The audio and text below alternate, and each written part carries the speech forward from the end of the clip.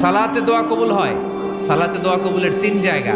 একটা হচ্ছে তাকবীরে তাহরিমার পরে আমরা সানা পড়ি না, আমরা তো একটা পড়ি। আল্লাহর হাবিব সুন্নাহ এবং নফল নামাজে আরো পড়তেন সানা, ওই দোয়া কবুল হয়। 2 নম্বর জায়গা সালাতে সেজদায় পড়ে দোয়া করলে কবুল হয়। আকরাবু মা ইয়াকুনুল আবদু মির রাব্বিহি ওয়া হুয়া সাজিদ ফাকসিরু ফীহি দুআ। বান্দা যখন সেজদায় লুটিয়ে পড়ে, বান্দা আল্লাহর সবচেয়ে কাছে চলে যায়। তা কিন্তু বিশ্বনবী বলে সেজদাটা তোমার রবের কুদরতি পায়ের উপরে পড়েছে।